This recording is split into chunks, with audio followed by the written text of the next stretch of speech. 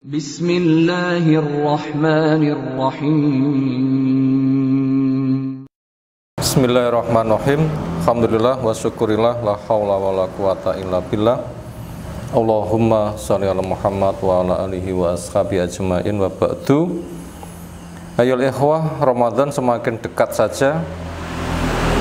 Kalau ditakdirkan Sya'ban hanya 29 hari, berarti hari ke-28 sudah berlalu. Insyaallah kita melangkahkan kaki masuk pada hari yang ke-29. Kalau ditakdirkan Ramadan tahun ini jatuh pada hari Selasa, kalau besok ini Senin, ya tinggal lusa saja. Hari-hari berfadilah besar yang dikangeni hampir tiba. Tentunya kita minta pada Allah Ta'ala untuk diberikan afiah, keselamatan, sehingga fadilah ya Allah sediakan di Ramadan kita nanti bisa bekerja keras menyambut dengan sebaik-baiknya. Ayol ikhwah azanallahu subhanahu wa ta'ala, orang berbuat tidak mau gagal. Siapapun menginginkan sukses, bahkan kalau perlu kerjanya ringan hasilnya besar, walaupun secara kenyataan, secara ujian adalah besar, identik dengan sebuah keberatan. Karena al-jaza'u min jinsil amal, balasan sebagaimana amal. Nabi-nabi itu penuh dengan perjuangan, sehingga dikatakan asadul bala alambiya fa'amsalum sumamsaluhum. Orang yang paling berat bebannya para nabi, yang semisal dan yang semisal. Itu kalau dikaitkan dengan pekerjaan di dunia, dengan balasan dunia, itu banyak beratnya. Tetapi buat mukmin berat itu indah, karena punya harapan besar. Dan keindahan pun juga indah, karena indah nggak seberapa, sudah indah bagaimana indahnya surga, sehingga semakin semangat. Itu sebuah gambaran setiap orang ketika berkarya itu ingin sukses. Apabila orang sudah masuk ke dalam surga, maka beban dunia itu tidak ada apa-apanya, sehingga yang namanya sumbut betul-betul terwujud. Kerjanya tidak seberapa, sekitar 60-an tahun, walaupun seperti apapun beratnya, tapi bila dibanding dengan kenikmatan surga itu ya tidak ada apa-apanya. Qul bifadlillah wa rahmatihi fabidzalika falyafrahu wa khairan mimma yajma'un. Katakan, maka semata hanya karena curahan fadilah dan rahmat Allah, silahkan mereka bergembira. Kenapa? Karena pemberian Allah, fadilahnya, rahmatnya lebih banyak daripada yang mereka kumpulkan, mereka kerjakan, mereka berpayah-payah. Payahnya dunia nggak seberapa, mati sudah nggak terasa. Mendapatkan nikmat kubur sudah tidak ada beban bekasnya. Kayak ibu-ibu sakit itu ketika akan melahirkan, ketika bayi sudah lahir lupa. Maka juga akan ada uji coba, manusia itu masuk neraka. Buat yang kafir, di mana di dunia mereka full kenikmatan. Allah menanya, nikmat apa yang pernah kau kerjakan? Ya jawab, tidak pernah. Tapi buat mukmin, ya mereka ada uji coba masuk surga. Walau di dunia paling susah, bahkan mati paling mengerikan, tapi ketika sudah menikmati surga, ditanya, susah apa yang pernah kau rasakan? Dia jawab, tidak pernah.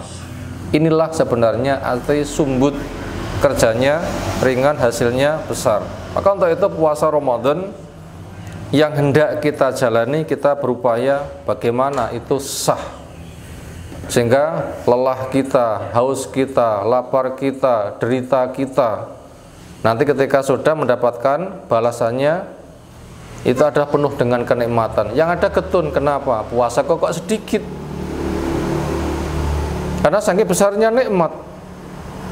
Ini apabila memang iman kita kuat, kita nanti akan senang untuk puasa sunnah.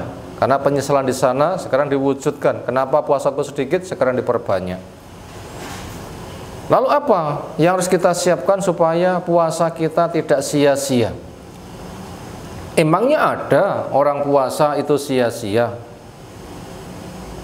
Maka jawabnya, pesan Nabi SAW, rubba sha'imin hadduhu min siyamihi al-atas wal jub. Berapa banyak? Artinya sangat banyak orang yang berpuasa yang ia dapatkan hanya haus dan lapar, nggak ada pahalanya.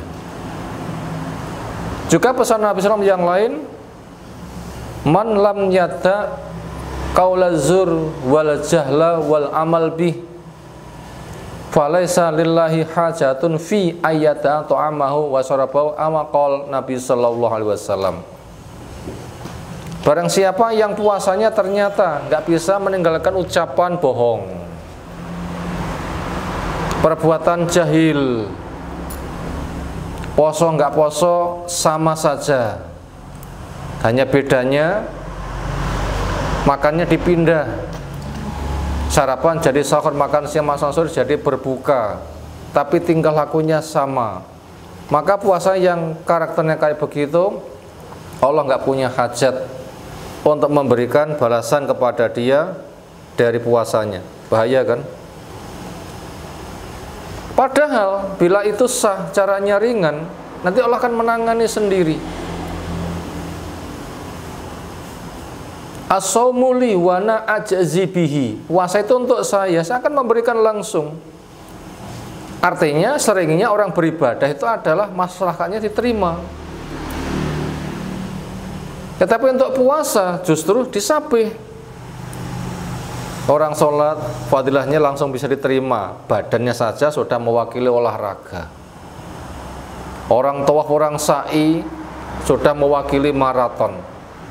Maslahatnya ada yang instan langsung diterima. Tapi lek puasa butuh makan besar, minum besar, syahwat besar. Biasanya kerja untuk itu semuanya, tapi kenyataannya ditinggalkan semuanya. Semata hanya karena mengharapkan rahmat dari Allah Ta'ala. Itu fadilahnya besar sekali. Itu tadi berita ada puasa yang tidak ada manfaatnya. Kalau begitu, apa yang mesti kita siapkan supaya kita berpuasa, kerjanya ringan, fadilahnya besar? Satu, landaskan kita punya ilmu yang cukup.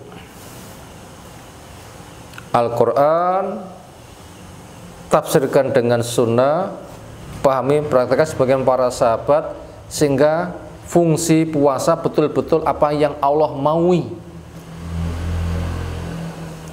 Ilmu.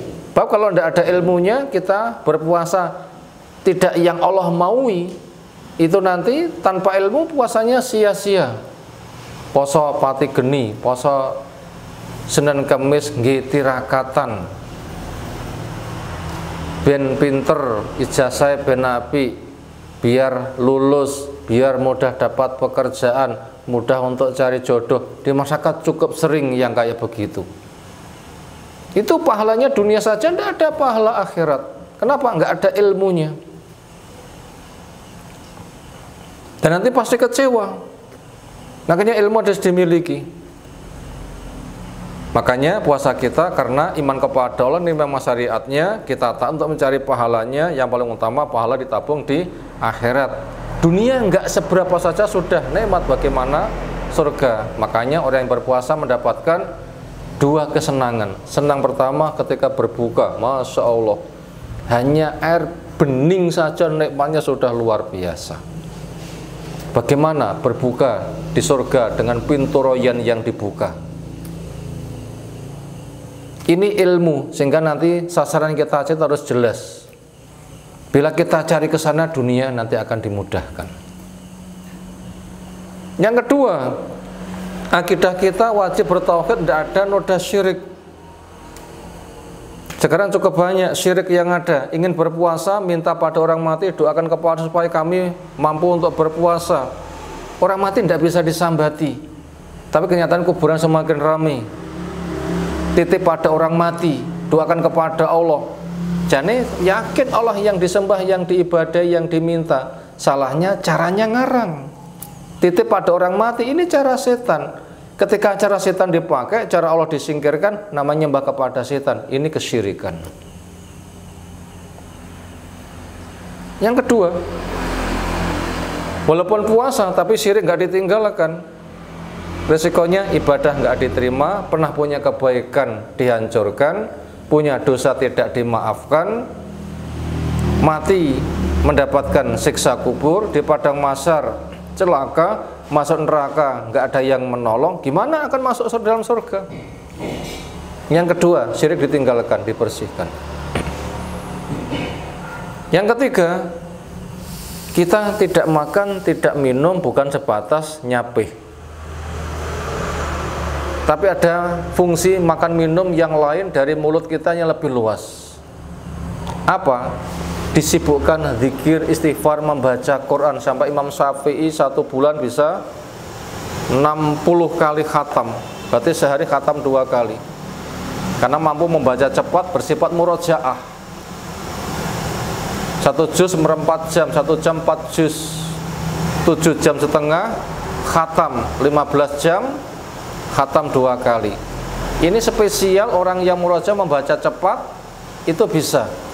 Bila kita sibuk seperti itu, zikir, istighfar dan sebagainya, mulut kita akan terkendali, nggak ngomong kecuali yang baik-baik saja.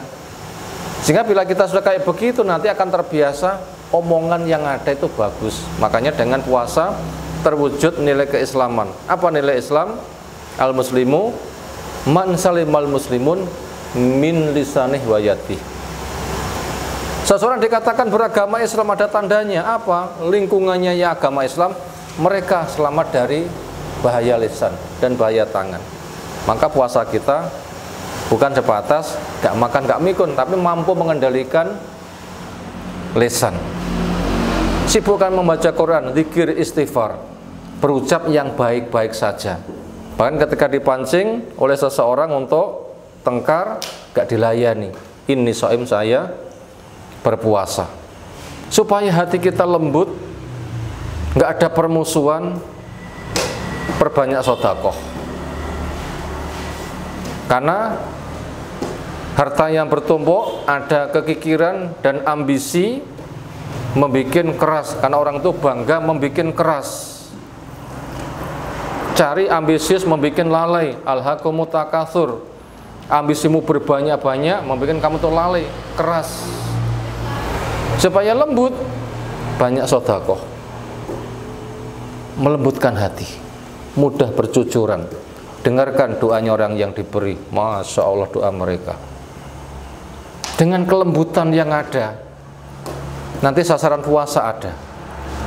Apa? Betul-betul memiliki jiwa takwa terjaga, karena dia tidak membanggakan tapi memberi, dan memberi. Poin-poin inilah yang wajib kita siapkan dengan sebaik-baiknya. Jangan sampai tambah banyak puasa, tambah mengumpul-ngumpulkan, tambah banyak pesta makan minum, tambah kikir, nanti bisa gagal fadilahnya. Maka untuk itu, gagalnya puasa, 1, bisa gagal total karena kesyirikan. Yang nomor 2, gagal pahala karena tidak bisa menjaga lisan dan perbuatan. Selami semuanya, perhatikan dengan baik, silahkan berlatih. Semoga Allah memberkahi kita semuanya.